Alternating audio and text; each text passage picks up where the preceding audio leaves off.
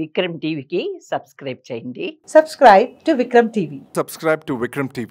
Subscribe to Vikram TV. Subscribe to Vikram TV. Please like, share and subscribe to Vikram TV.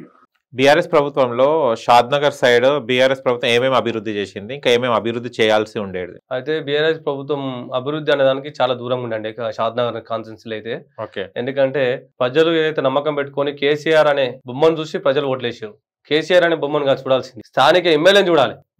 స్థానిక ఎమ్మెల్యేని చూసి ఓట్లేయాలి. పార్టీని చూసి ఓట్లేసేది కాదు, నీ వ్యక్తిగతం చూసి ఓట్లేయాలి.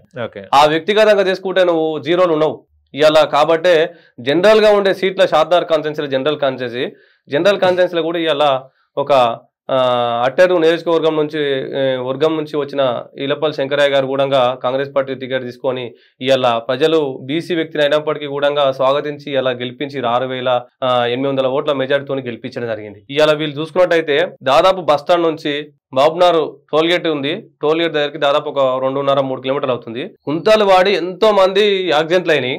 ఆ యాక్సిడెంట్ అయిన 10 సంవత్సరాల కాలంలో ఒక్కనాడు కూడా ఒక డాంబరు ఒక ఎత్తు పోసినట్టు లేదు. ఎంత అరాచకమైన అంటే అంత అరాచకం. ఎంతసేపు వీళ్ళకు భూములు కావాలా, ఆస్తులు కావాలా, పంచాలు కావాలా, సెటిల్మెంట్లు కావాలా, ఇదే తప్పించి ప్రజలు ఏం కష్టపడుతున్నారు, ఏమేమి అభివృద్ధి చేయాలా, అభివృద్ధి చేస్తే నెక్స్ట్ మనం వస్తామన్న ఇంత జ్ఞానం కూడా లేదు వాళ్ళకి. ఇవాళ మా గ్రామం తీసుకున్నట్టయితే షాద్నగర్ నుంచి 4 కిలోమీటర్లు మాది కమ్మదనము. బైపాస్ నుంచి దాదాపు ఆమనగల్ వెళ్ళడానికి 48 కిలోమీటర్లు అవుతుంది.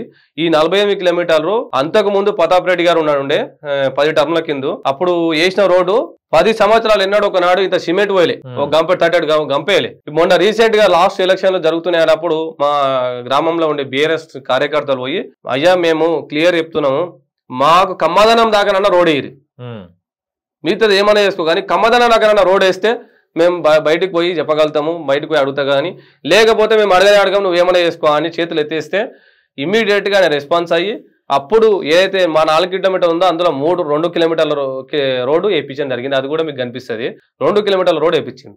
అది కూడా ఏడేడ ఎక్కువ క్రాష్ అయిందో దాని దగ్గర మొత్తం మంచిగా లేవల్ చేసేసి నీట్ గా చేసేసి ఆ కమాదానం దాకా చేయడం జరిగింది. మేము అడగడం వల్ల అది కూడా అడిగిన క్వశ్చన్స్ కూడా ఉన్నాయి మీకు చాలా.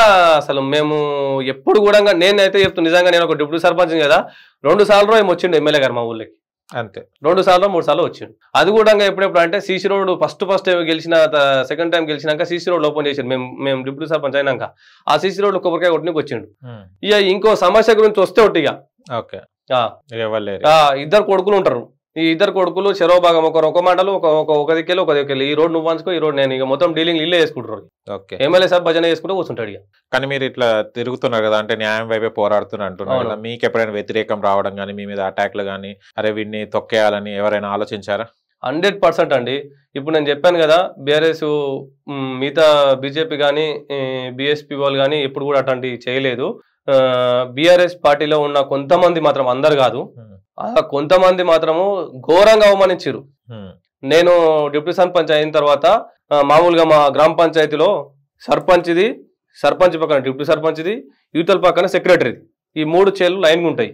నేను అయిన తర్వాత బీఆర్ఎస్ పరిపాలన ఉంది కాబట్టి నా చైర్ తీసేసి పక్కన వేసేసి, అసలు ఎంత అవమానం అంటే నేను జీర్ణించుకోలేకపోయినా. వాస్తవం నేను ఎప్పుడు కూడా ఎవరికి వ్యతిరేకం చేయలే, అయినప్పటికీ కూడా నన్ను ఇట్లా అవమానించారు. సరే ఓడంటోడు వాళ్ళకు కూడా చూస్తాడులే అని చెప్పేసి వాళ్ళ మీద ఫైట్ చేయలే. అడిగిన వాస్తవం ధర్మం అడిగినా, నేను సర్పంచ్ని అడిగినా, నేను నీకు ఏం అన్యాయం చేసినా, ఇలా దాదాపు ఏళ్ల నుంచి ఎన్నో ఏళ్ల సంది వస్తున్న చైర్ నువ్వు సర్పంచ్ పక్కన చైర్ తీసేసి నువ్వు సపరేట్ చేసేసినావు, ఇలా ఎందుకోసం వేయాల్సి వచ్చింది? నేను అట్లా చేయలేదు. ఆడ బీరో పెట్టుకున్నాడు, ఆ ప్లేస్ లో బీరో పెట్టుకున్నాడు ఆయన.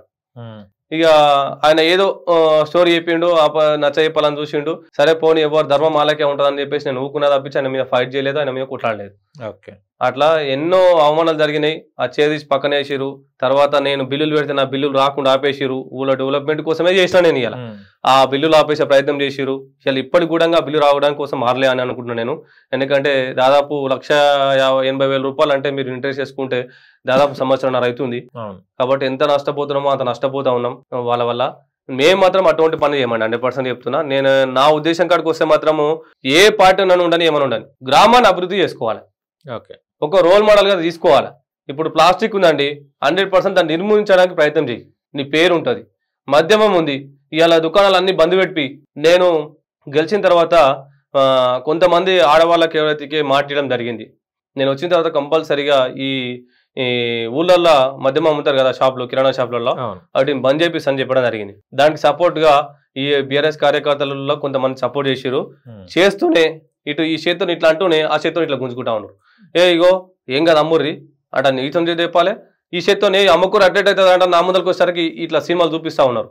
అయితే ఒకరోజు సడన్ గా అందరం కలిసినాం, అన్ని లెటర్ ప్యాడ్ రాసినాం, పది దుకాణానికి ప్రతి షాప్కి కంపల్సరీగా లెటర్ పంపించాం, మీరు కంపల్సరీ ఆపేసేయాలని చెప్పేసి అడిగినాం.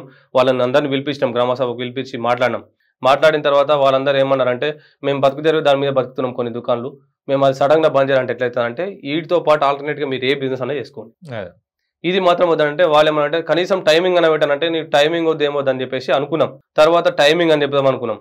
టైమింగ్ చెప్తే కూడా మేము ఆ టైం పక్కన కాకుండా పొద్దుదాకా అమ్మడం స్టార్ట్ చేసిన తర్వాత నేను డైరెక్ట్ పోయినా మా సొంత మేనత్తనే, ఆమెకు కిరాణా షాప్ ఉంది ఊళ్ళోనే, ఫస్ట్ షటర్ ఆమెదే వాళ్ళకొట్టిన. నేను పోయేసరికి దప్పమని కిందికి గుంజేసిన ఆమె.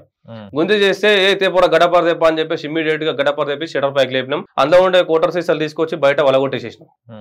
ఇలా నా కుటుంబాన్ని కూడా నేను దూరం చేసుకున్నా. ఎవరి కోసం దూరం చేసుకున్నా? మంచి జరగాలని, గ్రామం అభివృద్ధి కావాలి, ప్రజలు మంచిగా ఉండాలన్న ఉద్దేశం కొరకు నా కుటుంబాన్ని నేను ఇలా దూరం చేసుకున్నా. ఇలా వాళ్ళ మనసులో ఉండిపోయింది, మనవడానికి కూడా చూడలేదు అనే ఉద్దేశం ఉంది. మనకు అది అవసరం లేదు, ఇలా 10 మంది చల్లగా ఉంటే చాలు అనే ఉద్దేశం మనది.